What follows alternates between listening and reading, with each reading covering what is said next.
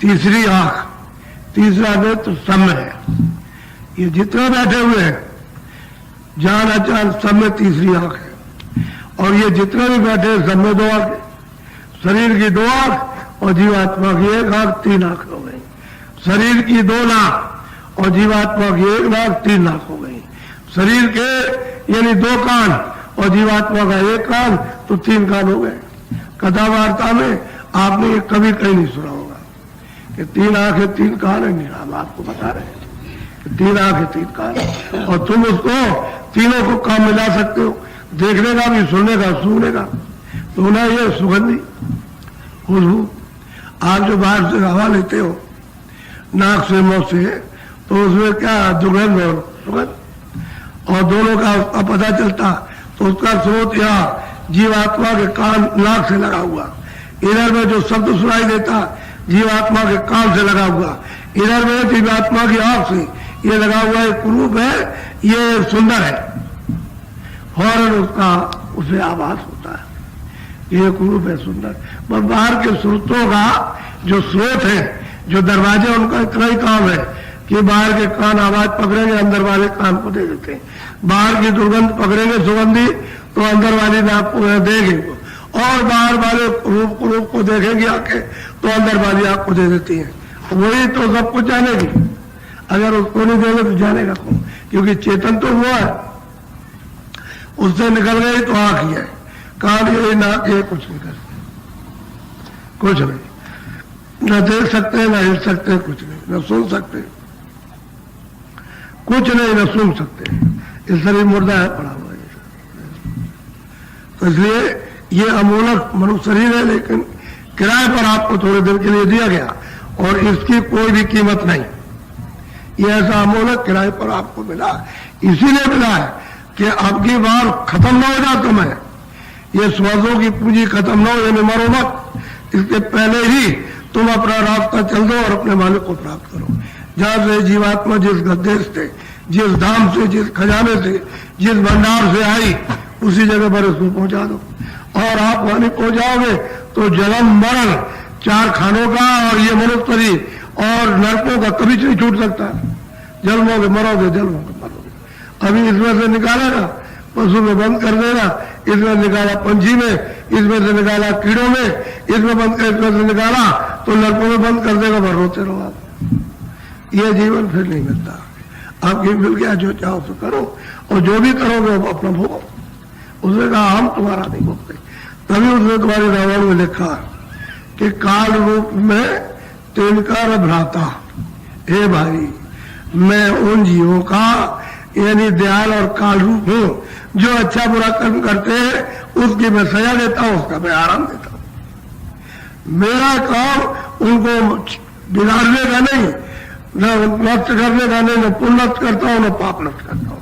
जो तुमने किया अपना भोगो। अब ये काम तो संतों का है कि पाप को भी नष्ट कर दे, पुण्य को भी नष्ट कर दे, तभी तो जीव की चुड़ियाई होगी, तभी तो जन्म मरण से बचेगा।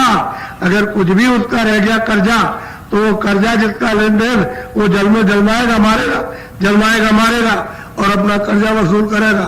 और संत उसको माफ कर देंगे पाप पुण्य को, तो वह छुटकारा हो जाएगा, न जल में भी न मरेगा, न चारों खानों में जाएगा, न वो नरकों में जाएगा, वो छूट जाएगा।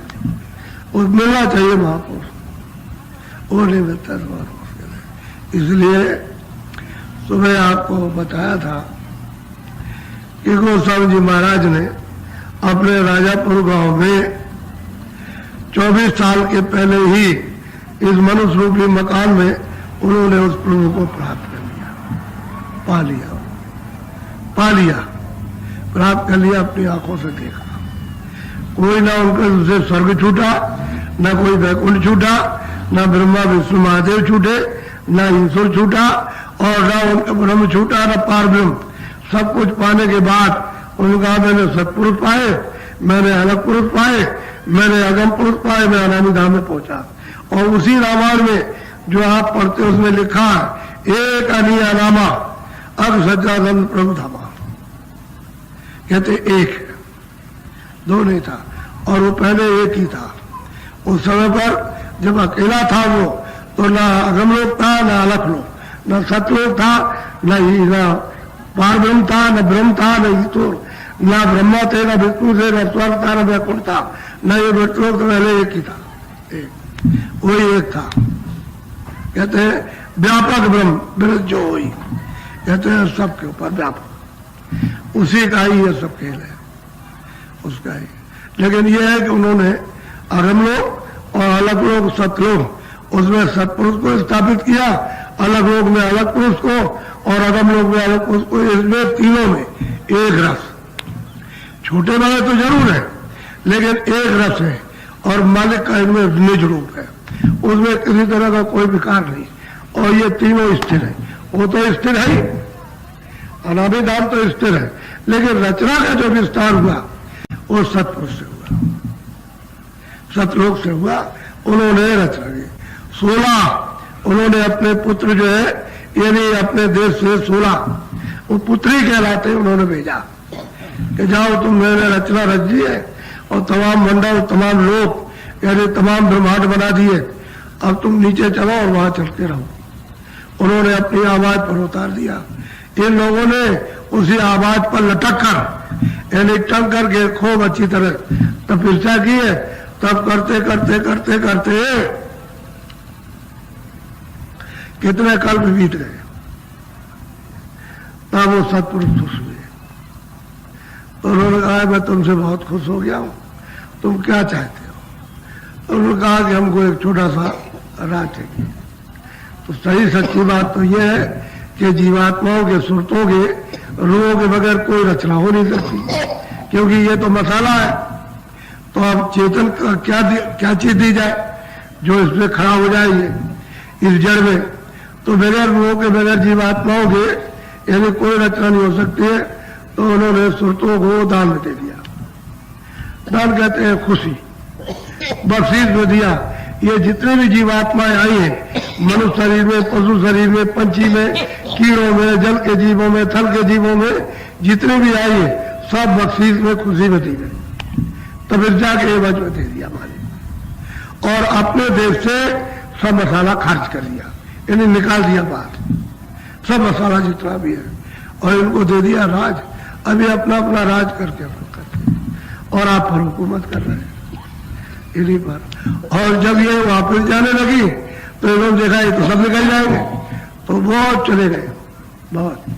जब शुरू में मनुष्य शरीर में ये जीवात्मा ऊपर से यहाँ नीचे ला करके ये बैठाई गई, तो उस समय पर तो कोई पाप नहीं था, कोई पुण्य नहीं था, न कोई अच्छा था, न कोई बुरा था, न सत्य था, न सत्य था।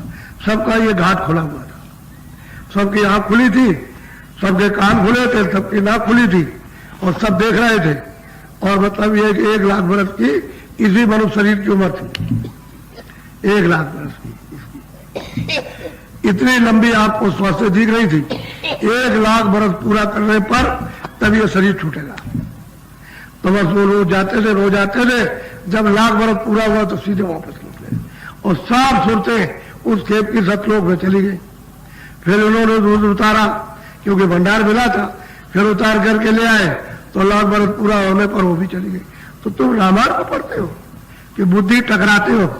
उसमें लिखा सत्यजुग जोगी सब विज्ञान और कर हर ध्यान करे भाव प्राणी, सब के सब जीव विज्ञानी, सब परम पद के अधिकारी, सब उसका दर्शन करते थे, रोज आते थे, रोज जाते थे। और रामायण ने लिखा उसको समझते ही नहीं।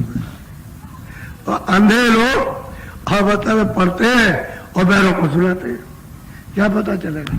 और गोस्वामी जी महाराज ने तो देख के लिखा, तो उन्होंने ऊपर का हाल लिखा, सब कुछ, नीचे का कुछ नहीं लिखा। यहाँ पृथ्वी का, मृतलोक का कोई समाचार नहीं है, जो भी समाचार है सब ऊपर का। आंखों ऊपर में उस समाचार को लिखा है, और खुद उन्होंने लिखा कि मैंने कोई समाचार नहीं लिखा, मैंने तो ब्रह्मांड की रचना, क्योंकि वो तो चेतन रचना है और ये उसकी छाया है। तो ये छाया में आपने उस चेतन को घटा लिया कि नहीं यही होगा, जंगल में होगा, वहां होगा, वहां होगा, वहां होगा। अरे तो उन्होंने चेतन बताया, लेकिन उसकी छाया तो पर्दे में पड़ी, फिर पर्दे में पड़ी, तो यहाँ कई जगह पड़ के ये छाया आ गई। ये छाया है, जो भी मसाला है छाया, चेतन तो ऊपर है और ये नीचे, ये जड़ नीचे है। इसी में सब लोग बहुत समय के बाद में तब उन्होंने देखा कि सब चले जाएंगे तो मैं राज किस पर करूंगा, तो निरंजन भगवान ने फौरन अपनी शक्तियों को उतार दिया और उनसे तपस्या कराई और जल्दी जल्दी यानी उन्होंने कहा कि जो हम बोले लिखो, तो देववाणी ब्रह्मवाणी उनको सुनाई। तो उन्होंने उस समय कागज का तो प्रचलन था नहीं, तो कैसे कोयले की स्याही बनाई और वो पत्र ये छाल पर उन्होंने लिखा, जो बोलते गए वो लिखते गए, जो बोलते गए लिखते गए। तो उन्होंने 4 ही वेद तो लिखे, खाली 1 लाख श्लोक है बस। उसमें 1 लाख एक नहीं है, 1 लाख श्लोक है उसमें, और 4 खंडों में बना दिया। छोटे छोटे खंड कर दिए, सबको याद करने में समझने में आसानी रहेगी। अब कौन समझता है वेदों के वेद कौन है? सारा विधान तो वो बना हुआ, और आपने बिगाड़ बुगाड़ करके उसको कागज की पुड़िया उठा करके पाड़ के फेंक दिया। अब बताओ किसको आप समझोगे? अब यहाँ उलझ गए इंद्रियों के जाल में। उन्होंने जब विधान बना दिया, आपको अधिकार दे दिया कि आप जो भी चाहो सो करो अपनी इच्छा से, हम उसके लिए कोई आपको यानी मतलब यह है कि सुमत नहीं देते, आदेश नहीं करते, जो आपकी इच्छा और करो और अपना भरो, हमारा कर्जा हमको दे दो। जो यहाँ एक दूसरे के साथ ले होते हो वो हमारा देते जाओ, नहीं हम दिलाएंगे। उन्होंने कहा हम दिलाएंगे, तुमने क्या ले लिया समझ गए, और तुमने इसको दिया नहीं तो हम दिलाएंगे। तुमने लूट के लिया, तुमने मार के लिया, तुमने